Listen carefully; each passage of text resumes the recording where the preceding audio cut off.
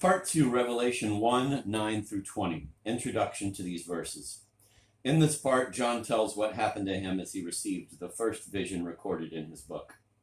He also demonstrates his familiarity with important Jewish symbols, something that would give his work authority with the early Christians, many of whom were converted Jews.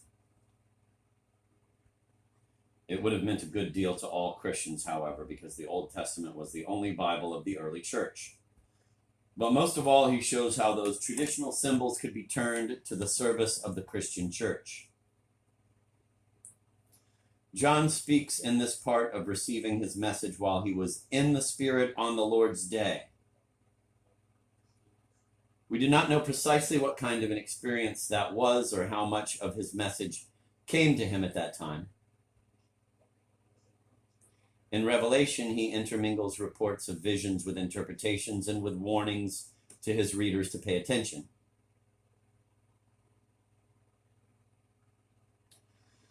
Reports of spellbinding experiences are not rare in the Bible, nor are books or actions based on visions. Here is an outline of Revelation 1, 9 through 20. Number 1, the call and the command. Chapter 1, verse 9 through 11. Number 2, the one like the Son of Man. Chapter 1, verse 12 through 16. Number 3, an order and an explanation. Chapter 1, verse 17 through 20. The call and the command. Verse 9 contains 3 key terms: suffering, kingdom, and patient endurance. Those who waited for God's kingdom and were loyal to it could not give their loyalty to kingdoms of this earth. Rome, however, under the rule of Domitian, aggressively sought not only the loyalty but the worship of Roman subjects. Christians could not comply, hence tribulation. Let me read that again. I didn't pick up any of that. Verse 9 contains three key terms: suffering, kingdom, and patient endurance.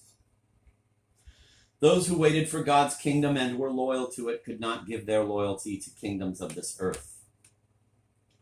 Rome, however, under the rule of Domitian, aggressively sought not only the loyalty, but the worship of Roman subjects. Christians could not comply. Hence, tribulation. Suffering, persecution, comes from the earlier word tribulum, which is a wooden platform laced with studs made of sharp nails and cleats. Grain was poured upon it and beaten. The word not only makes vivid the individual suffering that some Christians endured, it also presents a harsh image of the historical period.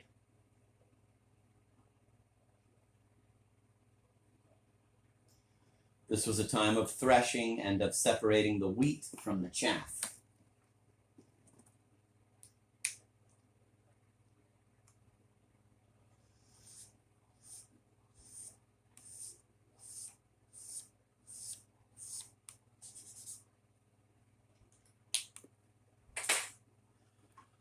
Suffering created the need for patient endurance. The word patience relates to the word passion, as in our Lord's passion. It means to suffer,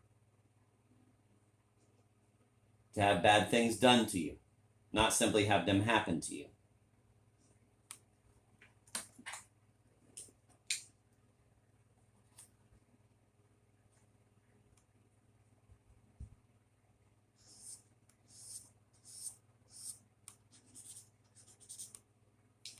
To endure means to remain firm and comes from an earlier word meaning hard. Christians must remain firm in the fury of tribulation.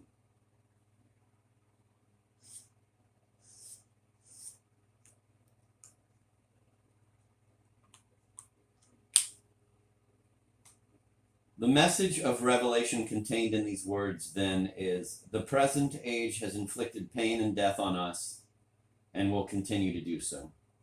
Don't give in. Accept the pain and remain firmly loyal to God's kingdom. John had undergone what the others had and paid for it with his exile to Patmos. Preaching had gotten him into trouble. John speaks about the island of Patmos in the past tense. He is therefore writing from memory sometime after the events he records in this book. Patmos is one of the Sporades Islands off the coast of the southwest tip of Asia Minor. It is a barren and rocky island, 10 miles in length and 5 miles wide.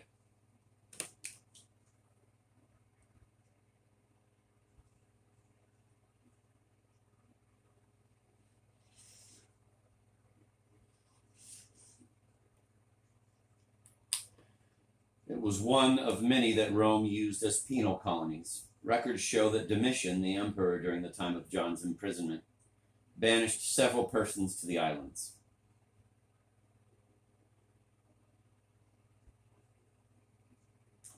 Islands like Patmos imprisoned two kinds of offenders and had two kinds of punishment. However, there were some things in common for all. First, the punishment was regarded as banishment, which meant that for most persons it was lifelong.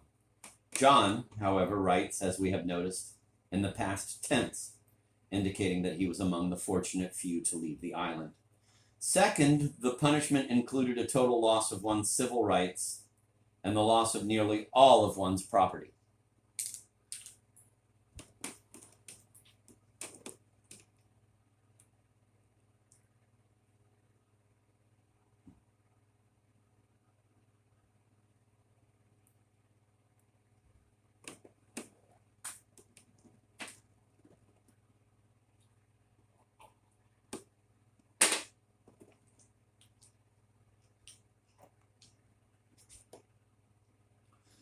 That is where the similarities ended. Some exiles were allowed to move freely throughout the island to earn small amounts of money and to conduct their lives without undergoing physical punishment or cruelty. The empire tended to treat prisoners from families of wealth and high standing with that kind of tolerance. Less fortunate exiles experienced quite a different fate. For them, Rome reserved many of the physical nightmares we have seen visualized in films. Hard labor, chains, ragged and insufficient clothing, meager food, scourging, and exhaustion. No money was earned, and accommodations were, at the most, small spaces on the dirt floors of dark prisons.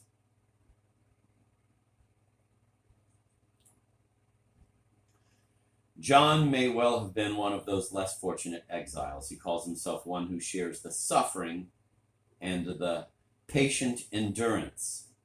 His exile took place during the time of Domitian, when the penalty for being a Christian could be death. Christians were punished by fire, crucifixion, or being used in the bloody spectacles at festivals and games. Tradition has it that both Paul and Peter died at the hands of the government.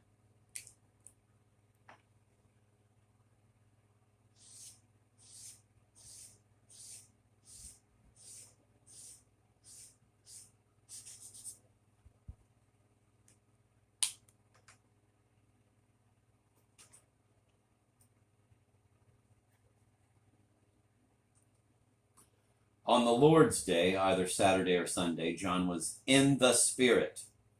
John shows by that statement that he is in the line of prophets reaching back through the major prophets of the Jewish scriptures. They too testified that God had spoken to them through deep and absorbing religious experiences. Many think that the Lord's Day mentioned by John must be Sunday. In Asia Minor, there was a tradition in the early church for referring to Sunday as the Lord's Day. It fit with the inherited pattern of Jewish practice of the time to have a special day for worship and study each week.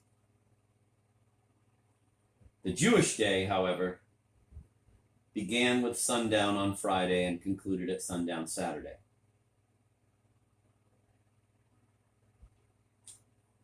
Christians moved to the first day of the week because it commemorated the day of Jesus' resurrection.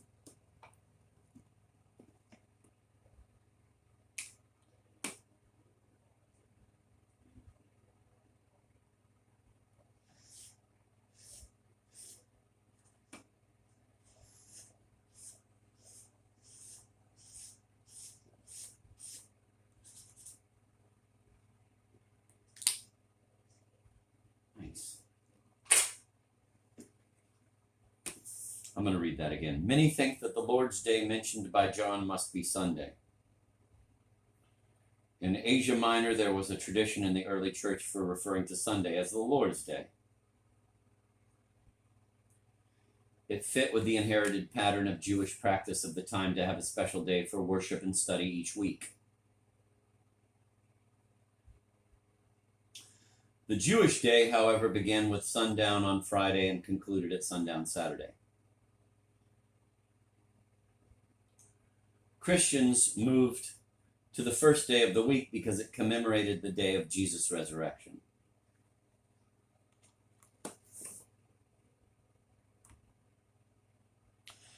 It was not in the Jewish tradition, though, to call their special day the Lord's Day. That custom may have arisen to counteract a Roman practice. From before the Christian era, Asia Minor and Egypt both called the first day of the month, quote, Emperor's Day, end of quote, asserting the emperor's dominance over land and people. Christians, who believed heartily in God's ownership of land, people, and time, claimed not the first day of the month, but the first of every week as the Lord's Day. Some scholars believe that the choice of the phrase Lord's Day for the first of the week became very popular among apocalyptic groups. They were the ones who accented most strongly the difference between the powers of this age and the power of God. Each service of worship on the Lord's Day brought them reassurance that ultimately the world belonged to God, not to the emperor.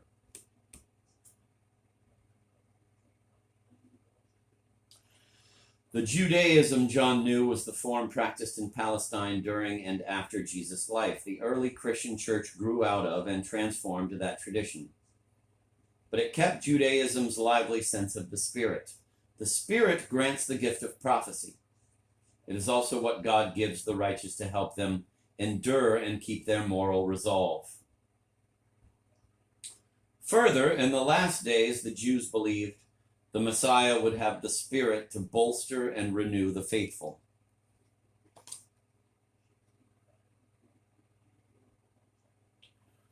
John reports hearing a loud voice telling him to write a letter to the 7 churches in Asia Minor. Probably these 7 were selected because they represented most of the possible problems facing the young church at the time.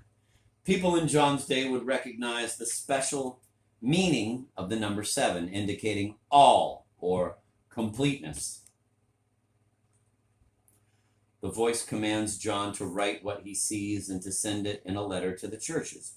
In Rome and in the early church, a letter had great stature.